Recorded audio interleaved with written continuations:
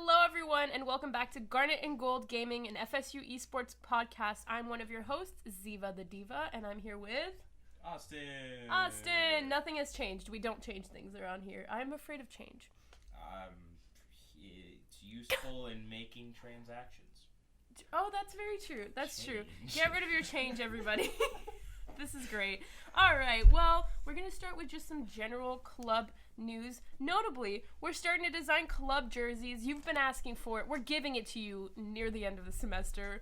But we're giving it to you halfway through. That's true, halfway through, right before spring break. So if you have any ideas for jersey designs, please shoot us a message on any of our social media platforms. We'd love to make a jersey that fits what your ideas of a cool jersey is. So give us those ideas, even if they're just like written, but like a mock-up would be cool. Send them to any of our social media platforms or on Discord to Sheridan, our social media manager. Or just any of the officers. Or any of the officers, if right place, it'll end up in the right place. Now that's pretty much all our club news. So we're gonna move on to Austin. You want to start us on some team update? Sure, I can absolutely tell you some team updates. We'll start with Hearthstone, of course, because it's the best game. Sure. We actually started playing some matches. Thank you very much, Tespa. We've won one and lost one. We beat Brock Esports 3-0, and then we lost to 404 Team Not Found. Yes, that is an actual team name. 3-1. And we're currently ranked 31st in the East out of 175. I'm not going to make the usual, could be 31 out of 32 We joke. actually know.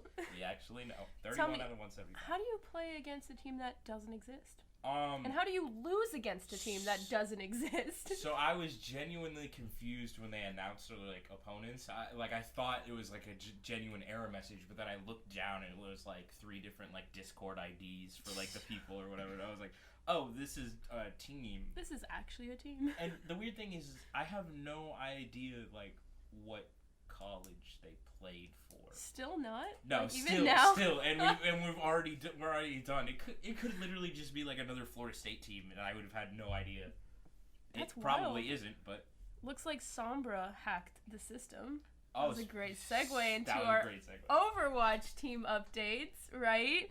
Our Garnet team is 3-0, having recently won against the Dukes. Our gold team, however, is unfortunately 0-3, and unfortunately fell to Townsend University, but that's okay. We're going to believe in our gold team. They still have time. They've still got matches.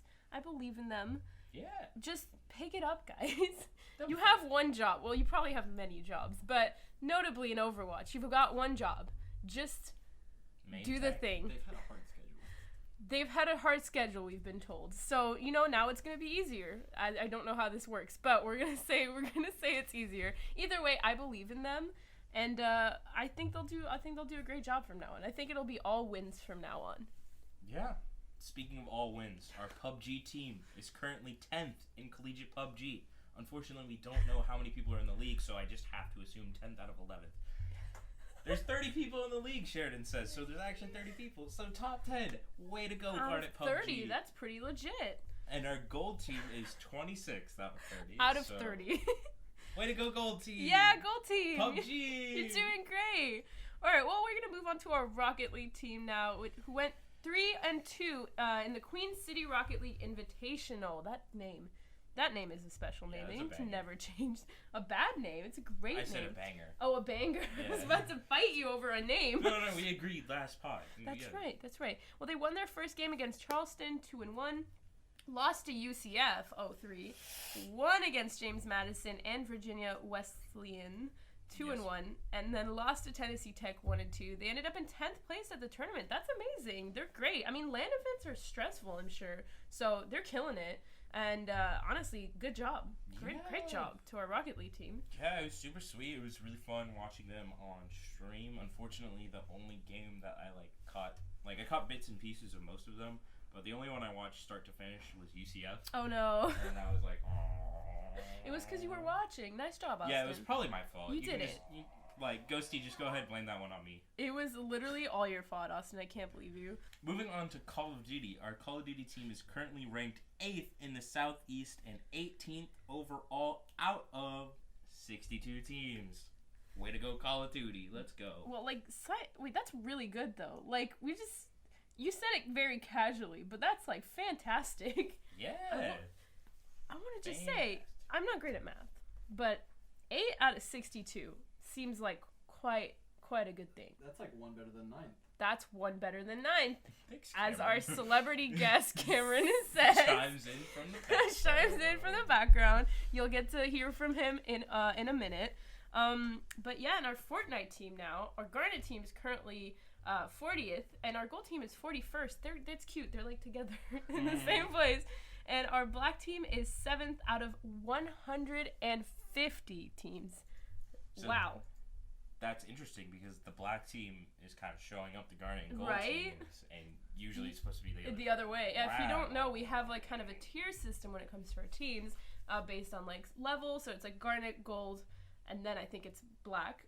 And our black team is kind of showing the gold and Garnet team up. Like, they're 7th out of 150. They're doing great. They're doing fantastic. Definitely want to say keep on killing it, black team. And now Garnet and gold teams. Step it up. I love how I'm saying step it up, and they're literally 40th out of 150. I was going to say, they're still doing they're great. They're stepping it up, let me say that. And they're probably, let's just be honest, like, I'm not biased at all, but all three of those teams are better than the rest of the teams. Oh, absolutely. It should be 1, 2, and 3. Yeah, exactly. It's bias in the system, you know, like, they just won't let FSU win. Right, they just don't want us to win. What can I say? But we're going to show them. All right, moving on to probably one of our best teams in the club right now, Garnet League of Legends. They're currently 1-0 in the CLOL postseason, finding their win against UT Arlington 3-0. They've also finished their run in CSL. Our gold team is currently 3-1 in the CSL postseason. Hashtag Go Noles. Hashtag Go Noles. They're killing it. Our teams are killing it. This is fantastic. We're killing it. All right, well, we do have a celebrity amongst us. A celebrity who is so dashing and dapper, as always. We have with us here Cameron, a.k.a. Door. I love that name. Cameron, welcome. Hello. You flatter me every time I meet you, Lena. Listen, dashing and dapper, it even has some alliteration there. I think that's the word I'm looking for. All right, Cameron, we're going to go ahead and ask you some questions. You recently got invited to cast the MAAC. So can you kind of explain the event to us? What's going on? Yeah, it's sort of a Northeast Championship Finals for a few games that are being played collegiately. Rocket League, League of Legends, Overwatch, and Super Smash Brothers are being cast there. It's all the way up in Atlantic City, New Jersey. It's really it's an exciting thing for me, especially. So yeah. That's really cool. So you said there were multiple games. Is there like one specific one that you get to cast, like you're casting Rocket League all day, or are you like floating around between games? I'm casting Rocket League. I might float around and cast a little bit of Overwatch, but I've been put on to cast Rocket League, and normally I'm doing Overwatch my main game, which is weird because my first big opportunity is being within Rocket League, but that's what the people who hired me really know me for, and so I'm more than happy to come out and give it my all. Right. That's pretty impressive, I've got to say, like to be hired by not only this, but you also do like a Rocket League tournament. You're killing it. How hyped are you for all this? I am really hyped, really nervous. I can't wait to get on this plane. I think the excitement's more so than the nerves. Nerves don't get to me too much. I'm all right under pressure. So, I mean, for me, one of the biggest things is like when I started casting, it's really weird. Like you get in there and it seems simple, but I had so much to learn, and I was really excited to learn. And I got to this place. I wouldn't say I'm comfortable. I'm like always looking to like try and pick up new stuff when I'm doing it, but it really is that feeling again of like you have no clue what you're doing and you're jumping into this, and there's so many people there with so much more experience than me and really great people to learn from. So I can't wait to go in and just be the person who knows the least again, so I have the most to learn. So you spoke a little bit about your start in casting. So when exactly did you start casting, and what led you to decide to cast? Yeah, I started casting an embarrassingly short amount of time ago. Like, I've gotten really, really lucky. Like, I like to think I've put in a lot of hard work, and, like, I really do everything in my power to improve and get better at it. But there is some degree of luck in, like, getting your first whatever it may be, whether it's just a paid gig, whether it's, like, a LAN event like this is coming up. Like, I got lucky because Florida State, the Rocket League team, was playing in the EGF Power 5 Invitational, and I saw a Twitter post from one of the casters saying they needed a caster for the next day in a pay position. I've never slid in someone's DMs faster. But as far as starting casting, I've been casting for like probably about 6 months now, which again is embarrassingly short considering most people don't find like proper any work, even if it's like part-time, until like 1-2 years most of the time. And so I considered myself very fortunate in that regard. And starting casting, it was before the Overwatch team had started a TESPA game. They were sitting inside of a lobby and just playing free-for-all deathmatch. And there wasn't enough room for me in the lobby, and so I hopped onto the side and I jokingly started casting. Wait, I was there for that. Yeah, and just roasting. That's right. And just roasting all the players on the side and having a good time. And then I was talking to Miriam, and she's like, "Yeah, you should try this. Here's a couple places that I do some graphic design work for. See if one of them is willing to take you on in an Overwatch community called Overwatch Tranquility, which are still to this day the best people, bar none, that I have worked with. Everyone is completely volunteer and just does it because they love it, and the community is incredible, and some of the best production value as well. And it's just people pouring their hearts into something that they really care about. And they gave me a shot when I had no experience, and my first cast was absolutely abysmal. They still reference it whenever we bring on new people there. They reference it. The new people, they'll do their first cast. They're like, "Man, that was awful. Like, I'm sorry guys, what can I do to improve it?" And the quote that people screenshot and put up is, "You should see Door's first cast." Oh my gosh, that's brutal. But It's all right.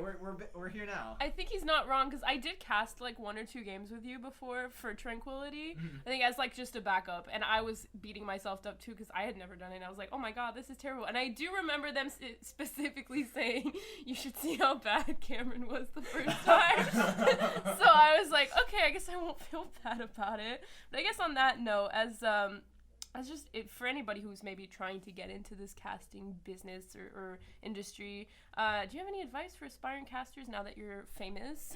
I would consider myself far from that, however. Broadcast.gg is a fantastic Discord to get yourself into. Pick up some of the caster roles or whatever you're into there. Check the unpaid and paid opportunities sections, and there's literally always people looking for casters to do anything, and they'll be all different experience levels. That's where I started after I wanted to start expanding out of Overwatch Tranquility, once I felt I was like comfortable enough with my abilities to start going other places, like I had a decent enough resume to do it. So I'd say that's a big place to go if you want to find your first few things, and it's a great place to learn. So I've now listened to 3 or 4 events where you've been casting, and my question is rather simple. How'd you get so good? I mean, I don't know how good, but like, it really is. It's a lot of practice, and I'll rewatch my own VODs like 3, 4, 5 times afterwards, trying to catch little things that I may have messed up on. Like, it's stupid, but one of the biggest things that you can do to improve your casting, and it just automatically takes it up like 10 notches, is just doing your research before a match. I've got my own match sheet templates for all the different games that I cast, and I'll go in and I'll watch a couple hours of VODs on like 2 times speed, just trying to figure out how different players like to play, who I should expect to be doing what, and it gives you a really good sense of what you're going for into a game. And I think it's something that also broadcasters recognize. So they recognize when you put in work before you actually move on to a cast, and it means a lot to them. And so I think that's one of the biggest things that you can really do to improve. But outside of that, yeah, it's just putting in the effort. Watch your VODs, see what you did wrong. When you're casting, it's pretty obvious. You'll stutter, you'll do different things, you'll get lost for words, and then there's little things that you can do to improve. Like, I'll literally prepare before a cast. I'll look at a team's name or like player names, and I'll have like wordplay ready. It's a lot. Most of it is on the spot, but at least it gets you started on doing it, and like it kind of gets your head moving in a certain direction. It also helps you remember like player names and team names, and not. It's like little things like that. Normally it's not super hard to like, oh, I'm watching this. This team's on this color. This team is this color.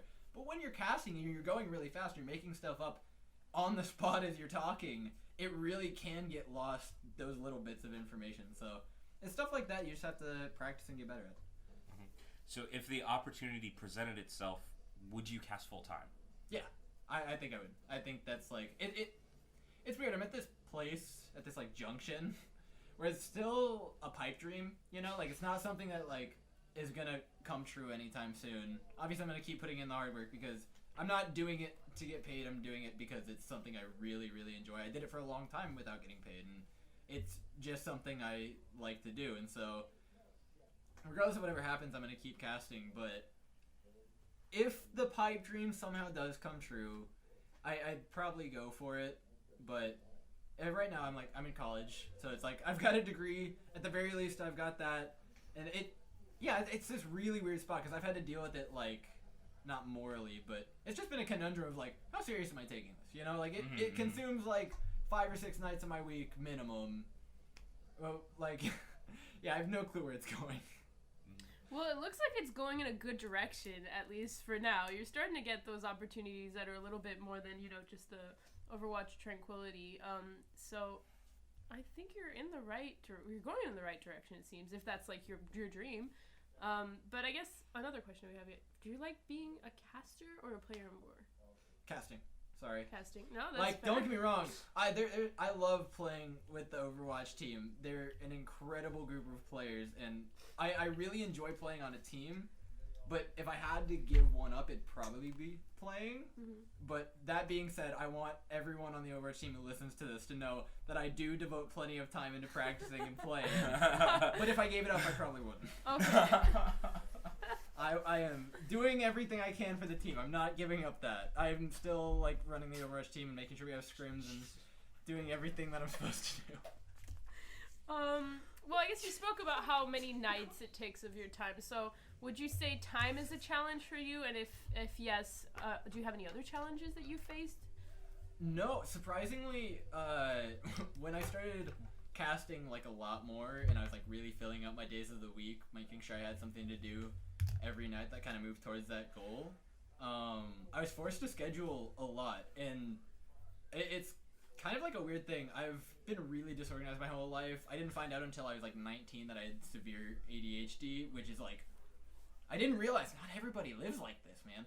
It sucks. Oh my gosh. But yeah, and so I started getting organized for casting, and then by doing that, it actually forced me to get organized for school because I realized like, oh man, when am I gonna study? Which is like something I've never like thought about. I've never like forced myself to study. I'll get distracted and stuff, but it's like now that I make a schedule for something I like really, really care about, it like forces me to make a schedule for something that I'm generally less driven about. So it's made you work on your time management. Yeah, like really well. Which That's is amazing. Like, always been one of my weakest things. Right. So like at the end of the day, even if you don't get to get that dream of whatever you're looking for, you at least learned a lot from it. Oh, I've gained so many skills, whether it be like people skills, time management skills, the amount of networking that goes into casting itself is just actually absurd. So all skills you can definitely take forward. Oh yeah, and nice. Yeah, definitely. So what's been like in this casting realm that you've now dove headfirst into? What's been your best experience casting so far? Oh man, like best cast or like best production? However you see fit to answer the question. Okay. I think my favorite people to work with still, and I think will always be the people at Overwatch Tranquility. They're the nicest and most wholehearted group of people I've ever met. I'm actually meeting one of them whenever I fly up to New Jersey. He invited me out for dinner, which is like... That's hype. It's so cool. It's just this community on Discord. We stream the matches. It's like, it's so cool. And so I gotta say, they'll always be my favorite people to work with, and they work so hard. They work so incredibly hard. And the production team there cares so much about putting on a good show for the community, for the people who watch it. And it's so supportive over there. I don't think I'll like anything more than that. And then I think Best Cast happened a week or two ago. It was with Overwatch Tranquility, and the match was just incredible. And it was my first time with this new caster, and him and I were just going really well together. I don't know. Something happened. No stuttering, no catching, no nothing, and wordplay was going well, and play-by-play was going fast and clearly, and that was a good time. So I guess it was just a random match like 2 weeks ago, but that had to be the best one. So what is your dream like casting event? Is it like Overwatch League? Is it what is it? That's a long way away. Like I like to think realistically, but probably something Overwatch related if Overwatch League doesn't crash. I don't know how much faith I have in it, but we'll see. If not Overwatch, Rocket League and CS:GO, I've got tons of hours in both of those games, and I think as far as esports goes, like playing wise, and I think like the beauty of an esport wise, CS:GO is like a game that's almost impossible to top for me. I think as an esport it is really impressive, and the level of play that goes into it is equally so, and so I think that's something I'd get into more if I didn't have the opportunities of Overwatch. But I think as far as like casting actual games goes, casting for different games is really different. Casting Rocket League as a game that's constantly going is very different from casting Overwatch, where there's lulls in between fights. And so I think as far as casting wise, Overwatch has got to be the one. If I had an Overwatch League opportunity, that'd be like Pog, but like that's for sure. it's a long way away. And let's see how that keeps going. Yeah. So, not to be like that guy bringing real sports in, but like, say like, would you cast like a football game or something if you had like that opportunity, or? For me, it's more a comfortability of knowledge. So Okay. if it was casting something like soccer that I have an obscene amount of experience in, then yeah, I would more than happily do it. But I couldn't do football or baseball or basketball. It's just I'm not well versed enough in those kind of things. So I guess not only talking about the MAAC and just in general. Yeah, we have like a long list of questions. We just keep adding some at this point. Yeah, It's all lost. over with like notes. She's like, That's the two, joy three of an more. interview. The joy of an interview, right? She I'm just listening keeps. to what you're saying, and I'm like, oh, that's really cool. So then Let me I go move the on. So question, she's like, throwing you have notes to at ask us. this. Austin and I are like, ah! Alright, well, what are you most excited for? Not just in the MAAC, that's a hard one to say, but also just moving on now. Do you have any like events you're looking forward to? Anything?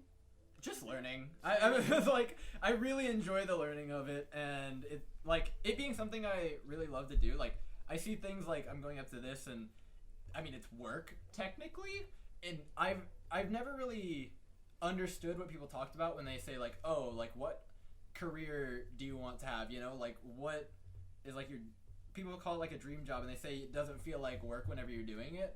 And I didn't realize until like a couple days ago. I'm like, I'm going up to New Jersey to work. I thought I was just having a good time, like, and that's a really good feeling. I've completely forgotten what the question was, but I think you said things to look forward to, and it's just learning and like going up there.